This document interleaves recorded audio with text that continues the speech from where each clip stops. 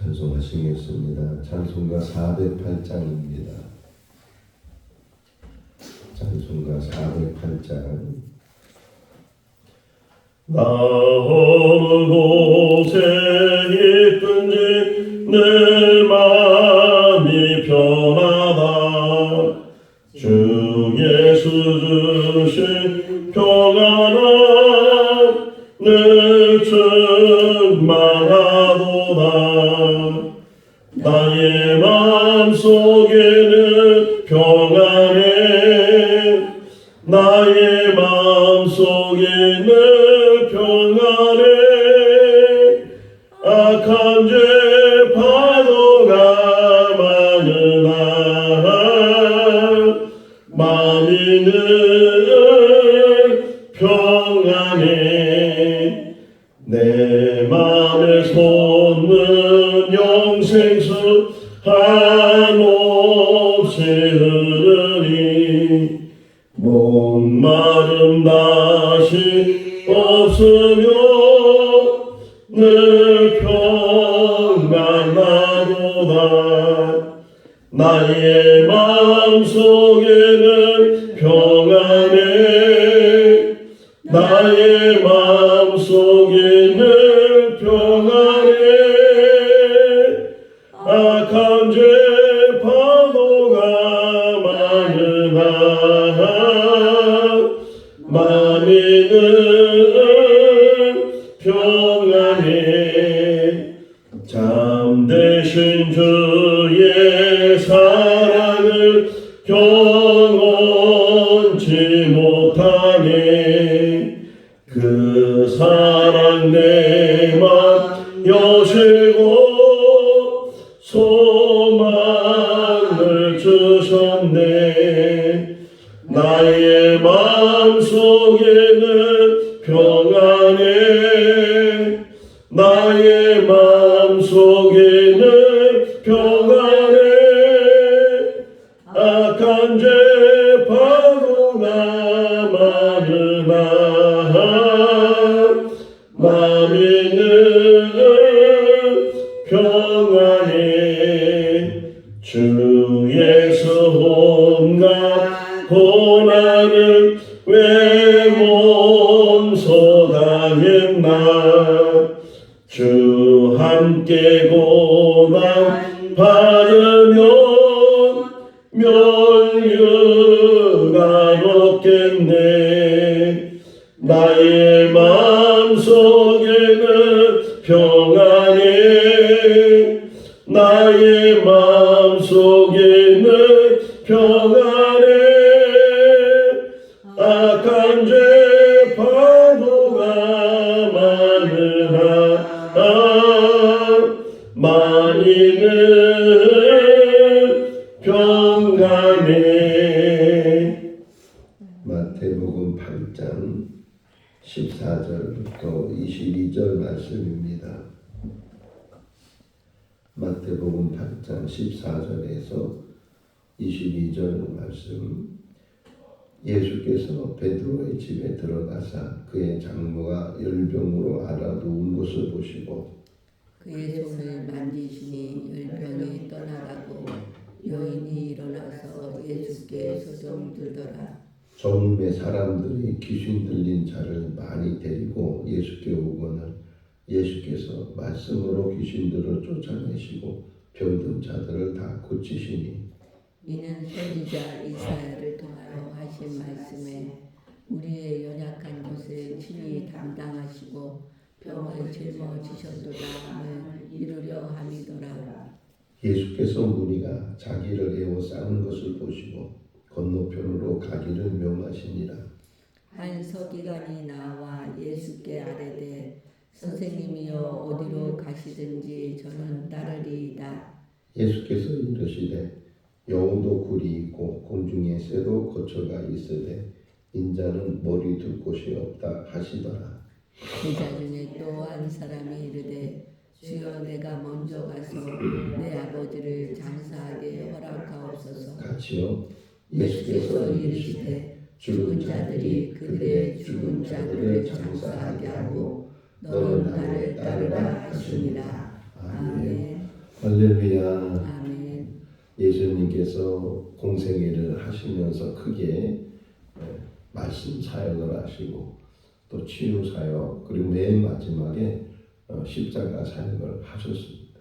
또 치유 사역도 크게 나눠보면 육신의 질병을 치료해 주시는 그런 사역을 하셨고 또 정신적으로 뭐 흔히 말하는 귀신이 들린 그런 아픈 사람들 문제가 있는 사람들이 예수님께 오면 치유해 주신 흔히 축사라고 하죠. 귀신을 쫓아내는 사역, 이 축사를 하시는 그런 사역을 주님께서 하셨다.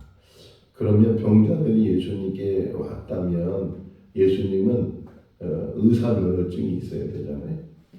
의사들이 병을 고치지 함부로 의사도 아닌데 진료를 하거나 처방을 하거나 심지어는 수술을 하면 의료법에 걸리잖아요. 그 당시도 12년 동안 혈류증을 앓던 여인에 대한 이야기를 하면서 의사 이야기가 나와요. 의사를 찾아가도 병이 낫지 않았고 모든 돈을 허비하였고 뭐 이런 이야기가 나오는 것처럼 예수님 당시에도 의사가 있었다는 거죠. 그냥 의사가 있어서 그 의사를 통해서 이제 진찰을 받기도 하고 병을 이제 고침 받기도 하고 그런데 예수님은 전혀 뭐 의학을 공부한 적도 없고 의사 면허증을 가진 적도 없고 그럼에도 불구하고 이 병자들을 치유하게 되는 그런 모습들을 보게 돼요. 지금도 의사들이 하는 일을 다시 생각해 봤어요. 오늘 새벽에 일어나서 의사들이 하는 물론 전문적인 지식은 제가 신학교 갔는데 우리 교수님 한 분이 자기 아들이 의대를 갔대. 의대를 갔는데 자기 아들이 공부하는 걸 보니까 밤새도록 그렇게 공부하더니 밤새도록 원서를 가지고 그 두꺼운 의학책들을 그냥 읽고 공부하고 그런 걸 보면서 아니 육신을 이렇게 치료하는 사람들도 저렇게 밤새도록 공부를 하고 열심히 준비를 하는데 영적인 의사로 말하면 목회자이 되는 당신들은 얼마나 그 일을 위해서 준비를 하느냐 이런 비유를 이제 들은 이야기가 있어요.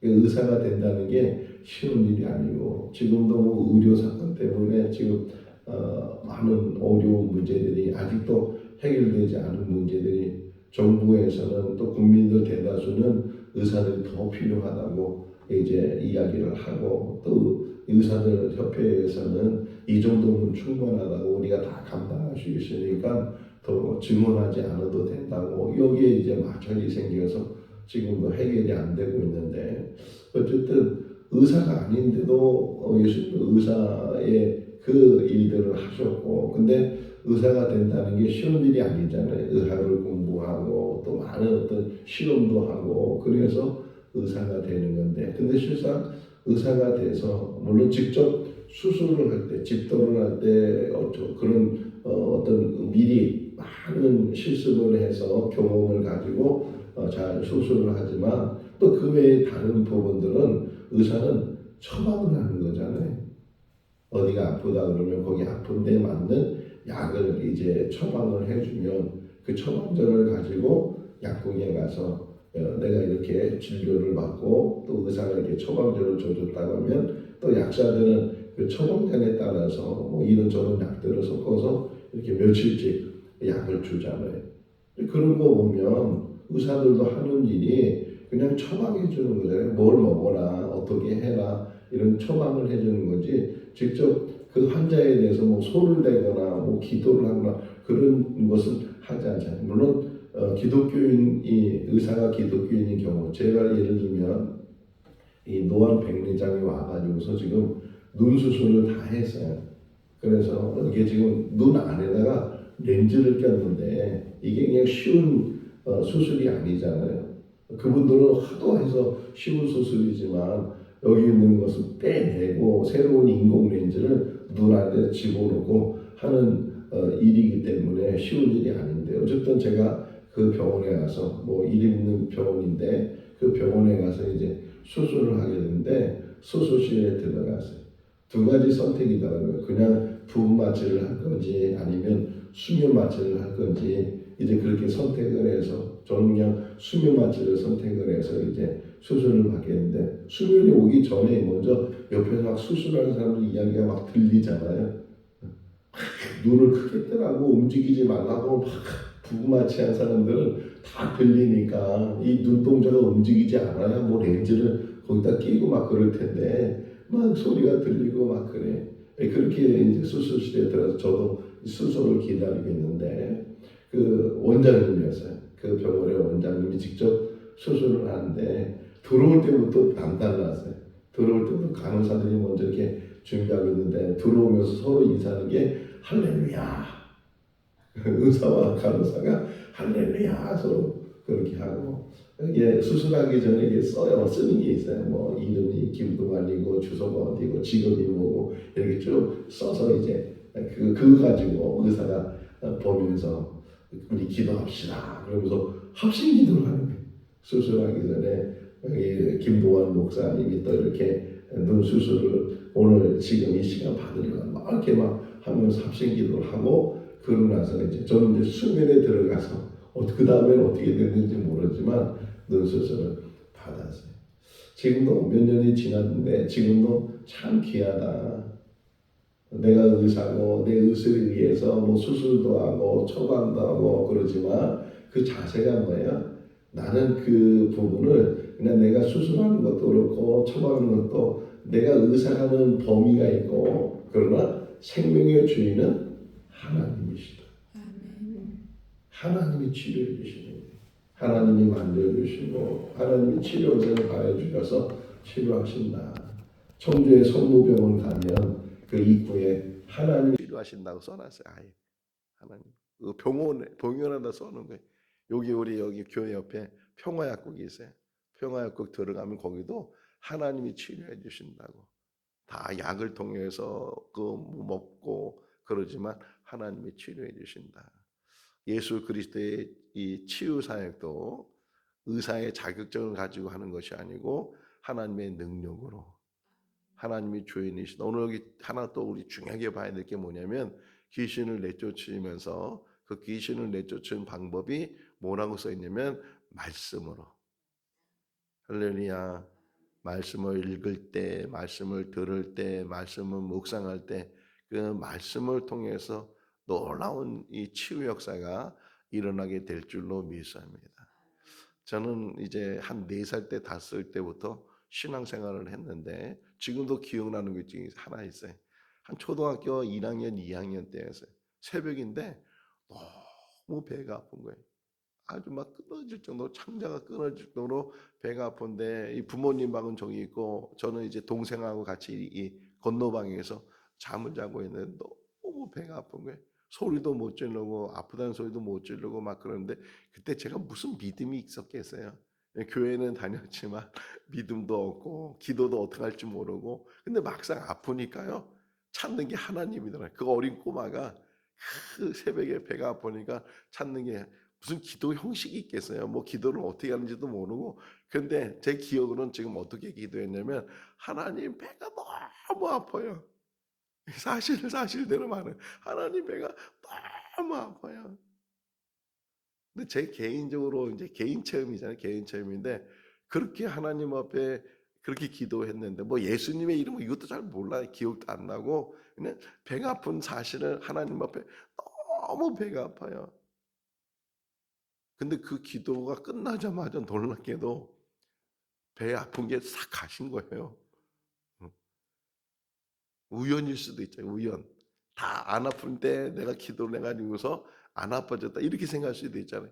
근데 저는 지금도 그때 믿음도 없었고 뭐 신학 공부도 한 것도 아니고 목사가 된 것도 아니고 그렇게 엄마 따라서 그냥 왔다 갔다 교회만 왔다 갔다 했던 그런 가운데 있었는데 그래도 불구하고 아프니까 그 어린 꼬마가 간절함이 생기게 되고 어떻게 약도 먹을 수 없고 병원도 할 수 없고 내가 할 수 있는지는 오직 뭐예요? 기도하는 게. 그 어린 꼬마가 그 기도하면서 하나님 너무 배가 아파요. 하나님께서 들으신 줄로 믿습니다. 목사님이 안수해야 병이 낫는 게 아니고 우리가 믿음을 가지면 하나님에 대한 신뢰를 가지면 하나님이 치유하신다. 하나님께서 물론 의사를 통해서 약을 통해서 의학을 통해서 이 치유 역사가 치유되지만 그런 모든 과정도 주관하시는 분은 하나님이신 줄로 믿습니다. 이제 우리 김은숙 권사님 수술할 텐데 그 수술 의사가 수술하지만 그걸 아물게 하고 붓게 하고 그 뼈가 다시 붙게 하는 거 다 이게 뭐예요? 하나님이 하시는 일이에요. 하나님이 그런 역사를 앞으로도 일어나실 줄로 믿습니다. 그렇다고 해서 기도만 하면 된다고 병원 안 가고 수술 안 하고 그러면 안 되잖아요. 하나님은 다 병원도 만들어 주신 분이시고 또 의술도 의학도 다 주신 분이 하나님이신데 어쨌든 그런 생각을 가지고 이 말씀을 보시면 예수님께서 어떻게 치유하시는가 그걸 보여주셔요. 자 이제 베드로의 집에 들어가세요. 베드로의 집에 들어가니까 마침 베드로의 장모 그러니까 이거 장모라는 말을 이게 딱 보면은 베드로가 장가를 갔었구나. 아내가 있고 그 아내의 엄마가 장모니까 그런 사람이었 유부남이었구나. 근데도 예수님을 쫓았구나. 어떤 면에서는 더 대단한 거잖아요. 이따 뒷부분에 다시 한번 얘기하겠지만 어떤 여건이 돼서 주님을 따르는 것도 참 대단한 일이지만 정말 형편적으로 주님을 따를 수 없는 그런 상황. 대부분 예수님의 제자들은 다 가정의 뭐 가장 역할을 했잖아요. 고기를 잡든지 뭐 세금을 받든지 무슨 일을 하든지 자기 직업을 가지고 이제 자녀들 또는 아내 또는 이런 가족들 장모님 이런 사람들을 이제 먹여 살리는 책임지는 그러한 일들을 하고 있다가 갑자기 부르심을 받았단 말이에요. 그러니까 생계가 어떻게 되겠어요?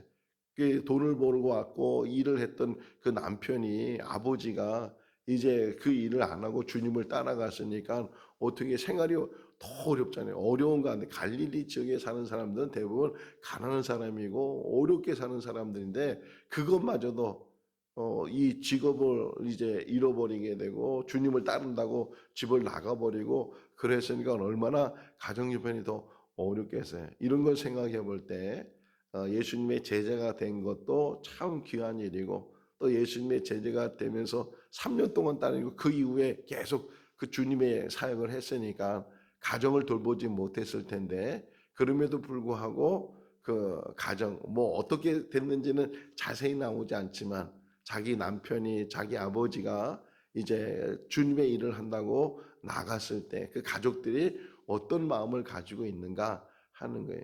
제가 청년 때 사업에 실패하고 또 정말 사업 때문에 야반 도주해서 저 다른 지역에 살다가 빚쟁이들이 너무 시달리니까 야밤에 이 청주에 와가지고서 그래서 이제 저희 교회에 출석을 하게 되고 그 이후에 그분들이 사업 실패한 사람, 야반 도주한 사람 다 이런 분들이 신학을 공부해서 목사님이 되고 지금은 다 은퇴하셨어요. 은퇴하셨는데 그런 분들이 있어요.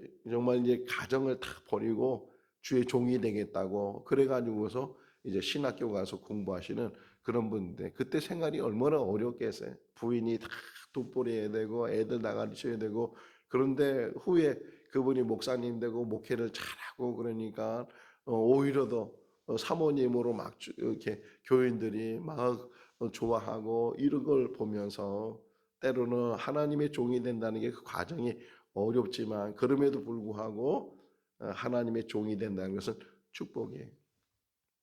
우리 한 번 사는 인생 속에서 저도 목사가 돼서 이제 60이 넘었지만 뒤돌아보면 참 제가 축복받은 삶을 살았다.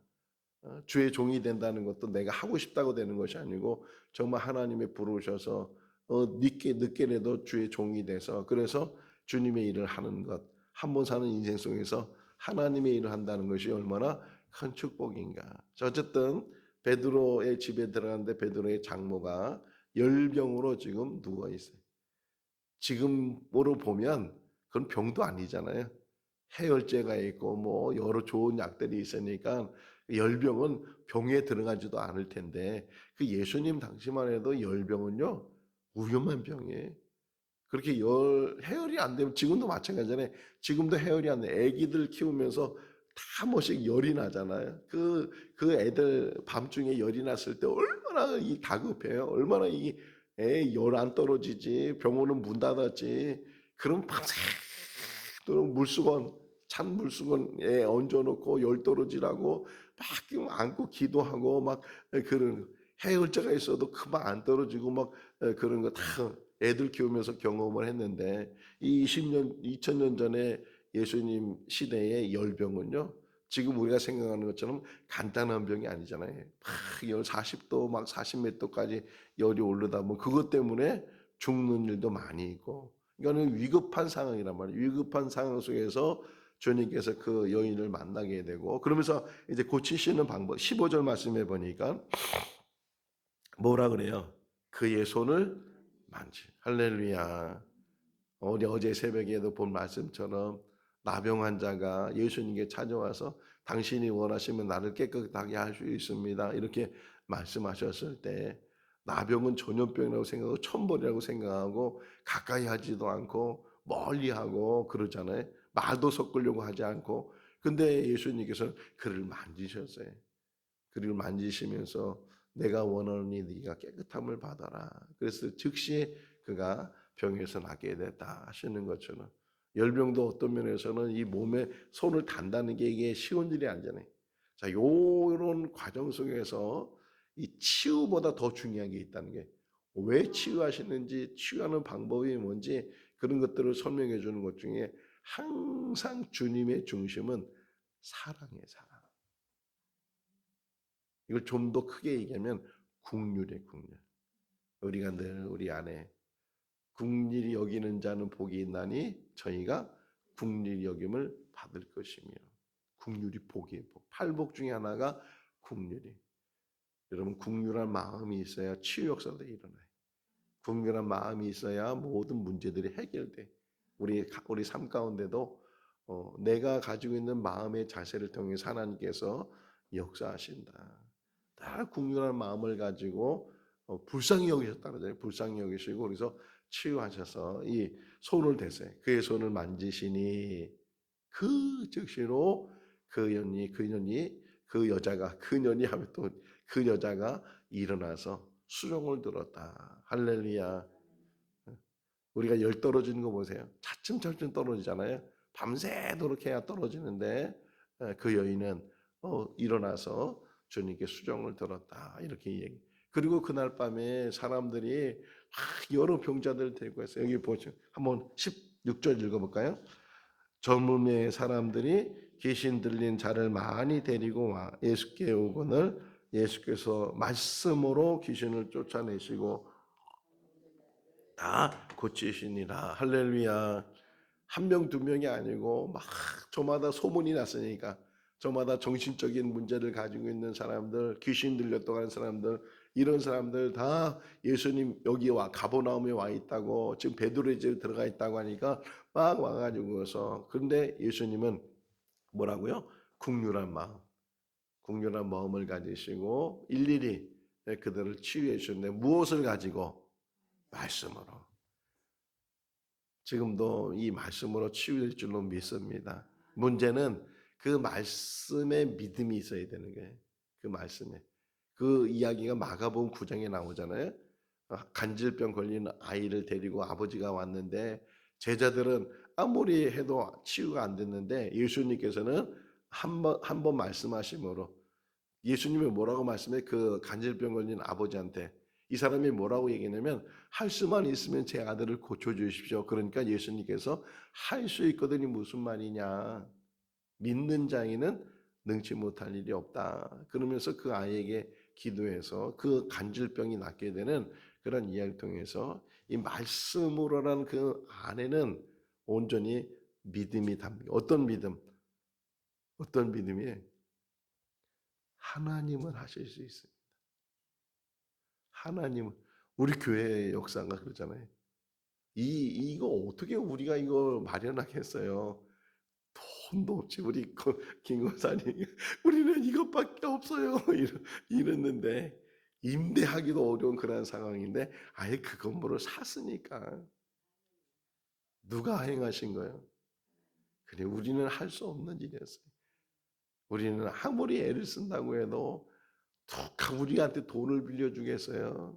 누가 이걸 살 수 있도록 그렇게 그럼에도 불구하고 아무도 도와준 사람이 없고 그렇게 그냥 구경만 했지 어떻게 내가 두고 보자 이런 정도였지 우리 교회에 대해서 정말 마음을 모으고 우리 교인들이 한 마음이 돼서 지금 이런 상황 속에서 신앙생활 잘하고 있는데 하나님이 하시는 거예요.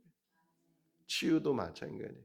이런 치유 역사도 주님의 능력 가운데 이 모든 일들이 일어나지만 실제로는 하나님이 하시는 거예요.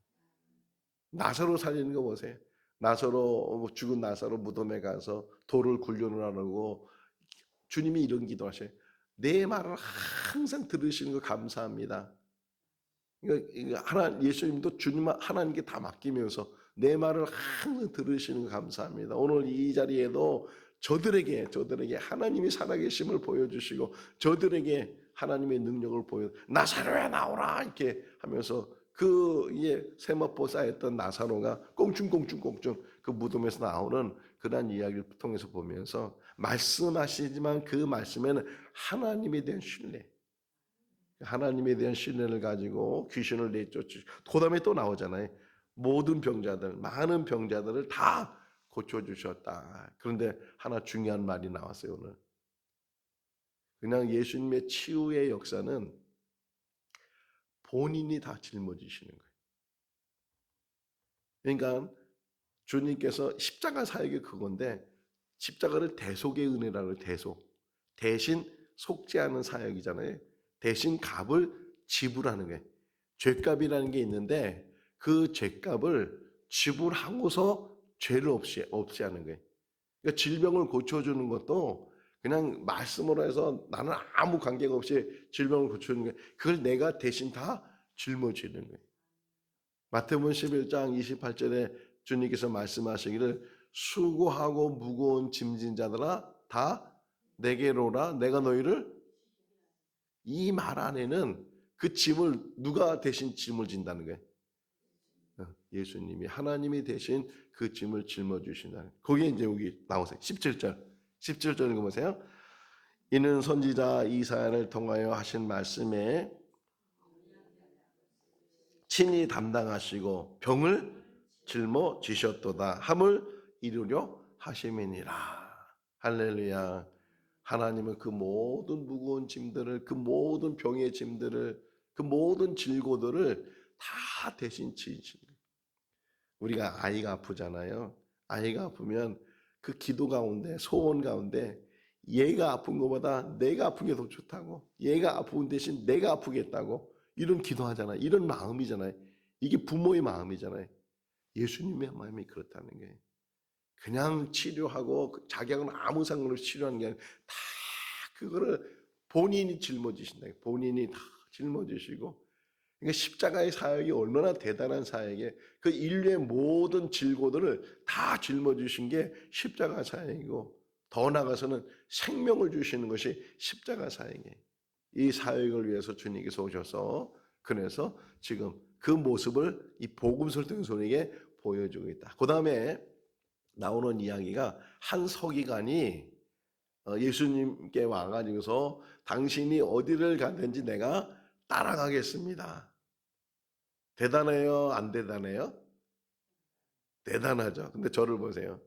예수님께서 세례요한에게 세례를 받으시고 금식하시고 공생애 시작하시면서 저 갈릴리 지역에 올라가서 베드로를, 요한을, 야고보를, 이제 안드레를 부르시잖아요. 그때는 예수님이 초기야, 초기. 어떤 큰 역사를 이루거나 어떤 뭐 대단한 사람들이 따라다니거나 그러지는 않았어요. 그런데도 이 베드로, 안드레, 요한, 야고보는 배를 버려두고 부모를 버려두고 주님을 따랐어요. 자, 이런 제자들하고 지금 이 상황에는 지금 예수님이 소문이 났어. 많은 병자를 고치시고 막 무리가 따라다닌다 했잖아요. 산에 올라가니까 산까지 막 따라오고 가버나움에 있다고 막 사람들이 가버나움 오고 막 그런 상황에 지금 예수님이 인기가 절정에 올랐어요.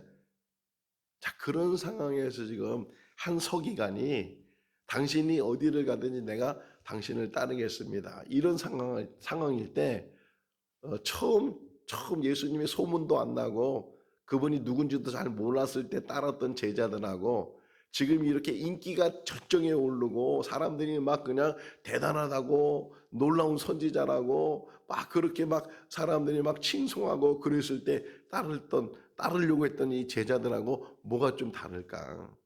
제가 신학교 갈 때는요, 경쟁률이 대단했어요. 경쟁률. 막 5대1, 뭐 6대1, 막 재수한 사람은 뭐 기본이고, 삼수, 사수, 저 들어갈 땐 칠수까지 한 사람이 있었어요. 7번 신학교를 떨어지고 7번째 이제 신학교에 돌아 저랑 같이 공부한 사람들인데, 그렇지만 사람들이 막 길을 쓰고 막 많은 사람들이 신학교 올라. 왜? 그때가 어느 때냐? 막 교회가 부흥하고 막 큰 교회가 생기고 막 80년대 막 그런. 근데 지금 보세요.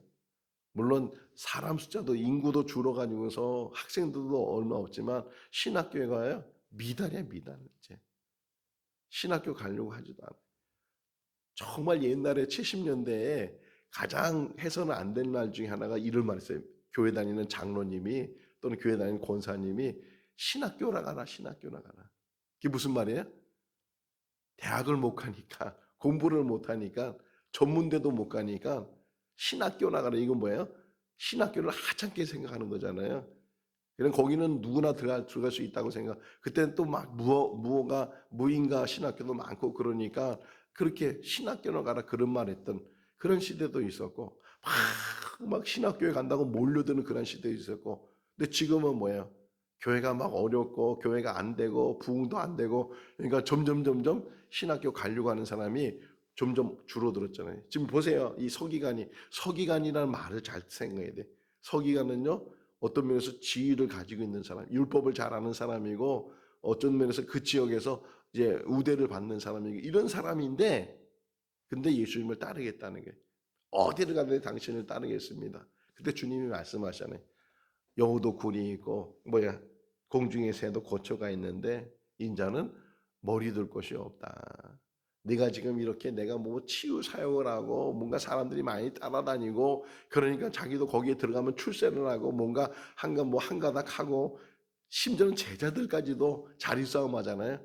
당신이 높은 데 올라가시면 우리 우의정 좌의정 해달라고 이렇게 얘기하는 것처럼 그런 시대가 있다. 그런 과정이 있다니까요. 어떤 인기를 보고서 뭔가 출세를 보고서 성공의 어떤 그 길을 가는 것처럼 보여지면 거기를 따라가려고 하는 이 서기관도 어떤 면에서는 그런 부분들 저기 따라가기만 하면 내가 저분의 제자만 되기만 하면 벌써 저 인기를 나도 등에 업고서 뭔가 이런 생각이 혹이나 있을 수 있죠. 주님의 말씀이 그거잖아요. 여우도 굴이 있고 참새도 거처가 있는데 인자는 머리 둘 곳이 없다. 네가 볼 때는 화려해 보이고 막 치유 역사가 일어나고 막 병자가 벌떡벌떡 일어나고 병이 고쳐지니까 대단한 것처럼 지금 생각하지만 그러나 실상은 내가 거처할 데도 없고 그렇잖아요. 3년 동안 공생애 동안 집을 하나 산 적이 있어요. 음식을 낭만은 다 주면 먹고 없으면 굶고 잘 데가 없으면 길에서 자고 이게 주님의 공생의 사역인데 외형적인 거 그런 것만 보고서 우리도 마찬가지 신앙도 대부분 지금 많은 사람들이 교회를 선택할 때 제일 우선순위가 뭐예요? 건물, 시설이 잘 돼 있는지, 건물이 있는지. 그러니까 개척교회가 안 온다는 거 아니에요? 개척교회 가면 고생하고 힘들고 사람 오는 데가 근데 다 그 마련돼 있는 데 가면 편하고 그냥 교회 왔다 갔다만 하면 되고 이러니까 지금 보는 게 다 그러잖아요. 외형적으로 신앙생활하고 외형적으로 판단하고 외형적으로 지금 이 서기관도 그런 부분. 그러니까 예수님께서 나를 따라와라. 베드로 같은 경우는 따라오라. 팔로미 나를 따라와 이렇게 얘기했는데 지금 이 서기관한테는 오히려 따라오지 말라는 표시잖아요. 인자는 머리 둘 것도 없어. 네가 보는 것처럼 그런 게 아니야 하는 걸 가르쳐요. 자, 또 한 제자가 또 한 사람이 21절 또 한 사람은 뭐라고 얘기했냐면 내가 지금 주님을 따르려고 하는데 저희 아버지 장사를 지낸 다음에 아버지가 돌아가시면 그 장사를 지내고 나서 주님을 따르게 해달라고. 그때 또 주님이 다른 말을 하시잖아요. 죽은 자는 죽은 자에게 장사하게 하고 너는 나를 따르라. 이렇게 또 따르라고 말씀하시지만 이것저것 하고 중요한 일 하고 이렇게 하는 것이 아니고 다 그거는 세상에 맡기고 죽은 자는 죽은 자에게 장사하도록 맡기고 너는 지금 나를 따르라. 이렇게 주님이 말씀하셔요.